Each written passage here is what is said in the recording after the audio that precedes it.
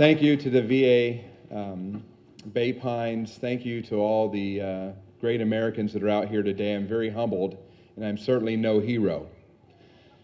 It's kind of interesting that General Scott, who become a good friend of mine, says I'm a little bit like Forrest Gump. So he calls me Scotty Gump. So I want to share a little bit about my story. It all started on 9/11, like many of us of this generation. You see, I was in a training exercise. We were mocking that there was terrorist events happening in the United States so the commander could evaluate if our teams were ready. We were supposed to go into the Middle East on a normal rotation on 1 October. A young intel sergeant walked in the exercise and wrote on the board, "The World Trade Center has been hit." Okay, what does that mean? Another hour later, he walked in and said the second World Trade Center had been hit. Once again, we thought it was part of a training exercise. We start going into the drills of intelligence. What does it mean? Simultaneous attacks. Why these monuments? Why these locations in the United States? What's going on? It wasn't until about 4 hours later when then Colonel Mulholland walked in and said, "Stop. This is not an exercise. This is for real."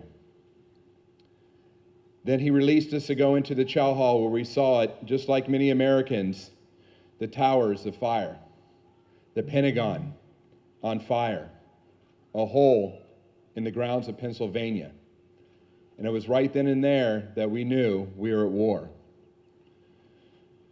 But that's where my story got a little more exciting. Imagine being the first soldiers to be told, "We've chosen you to go behind the lines." But they also said it's a one-way mission.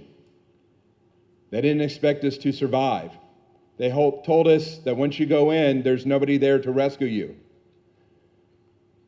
They didn't know who to link up with. They didn't know how long this war would last.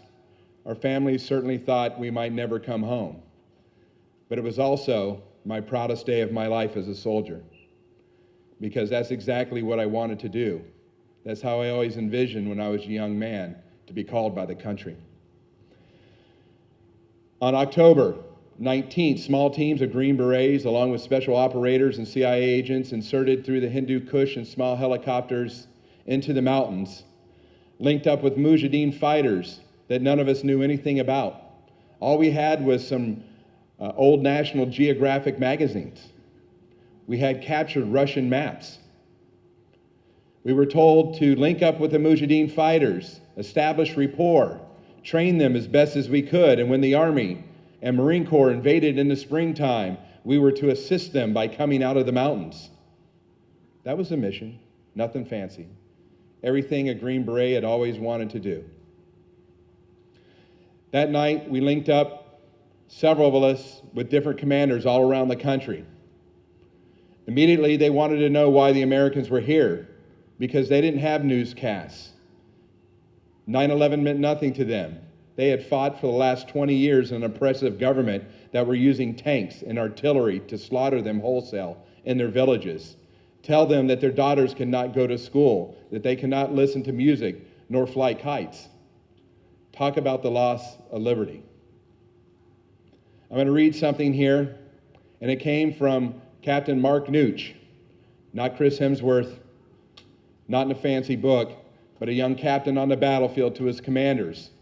The commanders who didn't know what was going on at the time, didn't know how we were fighting and what we were doing. They actually thought we were just sitting around.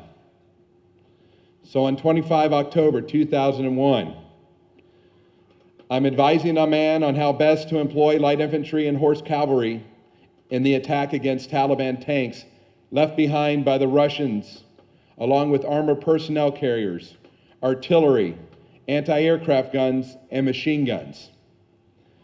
A tactic which I think became outdated with the invention of the machine gun. I can't recall the U.S. fighting like this since the Gatling gun destroyed Pancho Villa's charges in the Mexican Civil War in the early 1900s. We have done this every day since we hit the ground. The men attack with 10 AK-47 bullets per man, less than 100 machine gun rounds, and less than 5 rockets. They have little water and less food. We have observed a machine gunner who walked 10 miles just to get into the fight. who was proud to show his artificial right leg from the knee down that was shot off by the Taliban 5 years ago. We have witnessed the horse cavalry bounding overwatch from spur to spur against Taliban strongpoints, with the last several miles under heavy mortar fire, artillery fire, and direct tank fire. There is little medical care for the injured, only a small donkey ride to the Special Forces aid station, which is a mud hut. At the end, he closes, "We will get better at working things out, sir. It is just a challenge to have food and water for a few days. These folks have nothing. I have ridden 15 miles a day since arriving, yet everywhere I go, the civilian and Mujahideen soldiers are always telling me they are glad the USA had come with their soldiers and plane to help them kill the Taliban. They all speak of hopes of a better Afghanistan one day once the Taliban are gone. The team sends its regards." That was a very simple message from a captain, but that message has been repeated on the battlefield many times. As you look out through these cemeteries today and through all of these soldiers and sailors of this generation, we follow in the footsteps of our other generations. Our small team of Green Berets and special operators, along with the Air Force, the Navy, almost every branch in less than 90 days had overtaken the Afghanistan and expelled al-qaeda. We thought this war was done. We actually returned in June of 2002 only to be told, wait, there's another war at hand. And 2 months later, we returned to prepare for Iraq. That same group of Green Berets then trained the Kurds, capitulated the Iraqi generals for not fighting us, handled WMD, did advanced reconnaissance for the Marine Corps and Army as they came across the line. Yet we all came home. It wasn't 2 months later upon returning that we were asked to go to Africa and discover these things called foreign fighters, streaming across Africa and joining the fight. We came home for a couple months and they asked us to go back to places like Fallujah, Karbala, Najaf, as Iraq was falling apart. All along the way, we started to lose brothers. We started to fight along with others that lost many more. But there's one thing I can tell you as soldiers, and I think everybody agrees. Everybody talks about a better day returning home, living that dream we've been defending, right? The pursuit of life, liberty, and happiness. And so that's what I expect when I came home, was to live that dream. It's been 17 years now. My son is now going to Afghanistan for the first time in June. Today is a day of remembering for everybody that served, and we should honor them as they have passed on or they were killed in combat. But you know, nobody ever sat in a foxhole or in a dark place with their friends and ever talked about that. They talked about why they served. How do we honor their service? It starts by talking to each other. It starts by going to the VA. It starts by being a great American.